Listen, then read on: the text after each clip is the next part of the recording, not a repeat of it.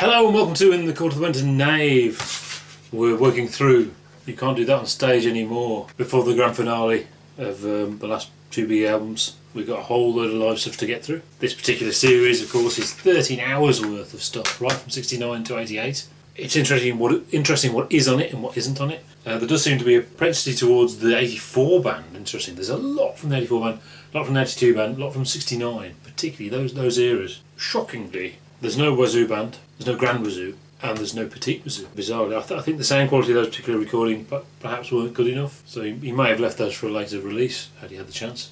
An epic series. This one is massively interesting and possibly the best in the series because it's one concert. Very, very rarely did Zappa release one concert, so he must have thought highly of it.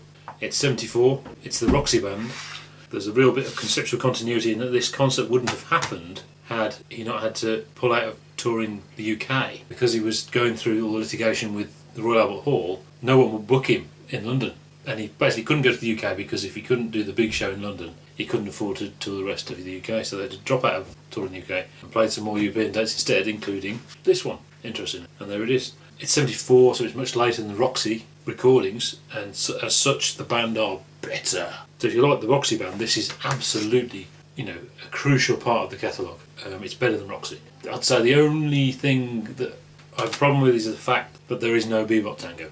That's the only thing. But we've got Bebop Tango before, so that's okay. So this legendary concert starts with Tush, Tush, Tush. I'm pretty sure this track was written as a warm-up, as a tune-up, to let the mixer sort out the balance and all that stuff. It's okay. Basic theme of which was used in the end on A Token of My Extreme. There's another version of this on a radio bootleg where he's out of tune. He goes, "Great googly moogly, I'm out of tune," and then spends some time tuning his guitar, which means that show never got released. But there you go. So the concert starts properly with Stinkfoot, good version of Stinkfoot, and then of course we have Inca Roads. Inca Roads, one of the most definitive moments in Zappa's catalogue, I think.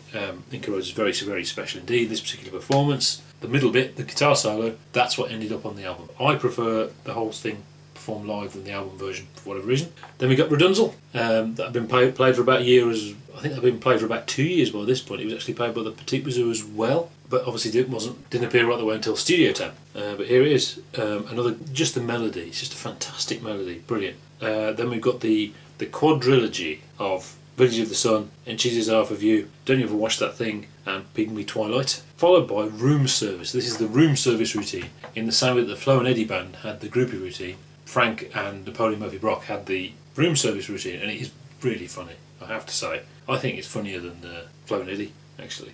And obviously there was the similar track on Roxy, but it was named something else. Then we have The Idiot Bastard Son. As with a lot of the very early stuff, I think when it's performed later it's better, and in this case it's much better. You've got a really good singer, Napoleon, performing what is a great melody, so brilliant. Then we got Cheepnis again from Roxy. All of these tracks from the Roxy era, they're performed better here. They've been performing them for a year now, so brilliant. Disc 2 is possibly more definitive because there's a whole lot of stuff that we haven't heard yet.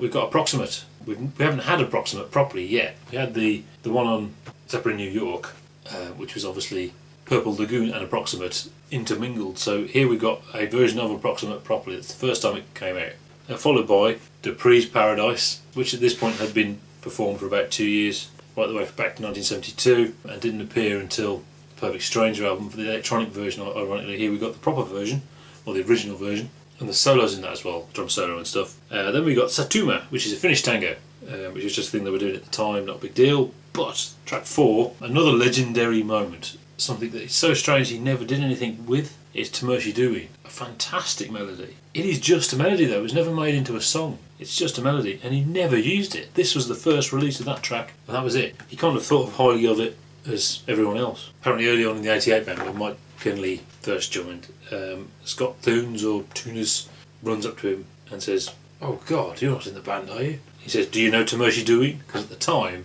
it was kind of a big Zappa track, but it had never actually been released. So obviously he was deliberately testing him. So Mike Kinley, not wanting to mess things up on his first day, says, "No, I don't know that." So he walks off again. But then he starts trying to figure it out on his guitar, and Scott Tuners runs back, "You do know it!" and starts shouting notes at him. So that's another, well, more on that later. Then we got the dog breath variations in Uncle Meat, as you should have on all Zappa concerts. Then a thing called Building a Girl, which is basically some improvisation sounds building into Montana. But what's interesting about that is that before the song starts, the audience are calling for Whipping Post by the Allman Brothers. Why are they asking for that? Don't know. Sam says, well, we don't know this, but we'll do Whipping Floss. It's actually Montana. But they start off playing it at normal speed, and then it turns out I think Ruth Underwood is struggling to keep up, so they play it at a deliberately slow speed, sarcastically. But it actually comes out really well. I think it's actually better than the original. Controversial. And they end on a little snippet of Big Swifty. It is a shame they didn't play more of it, but obviously that's a full concert there. And I highly, highly, highly, highly, highly recommend that one. Yes, definitely. See you next time.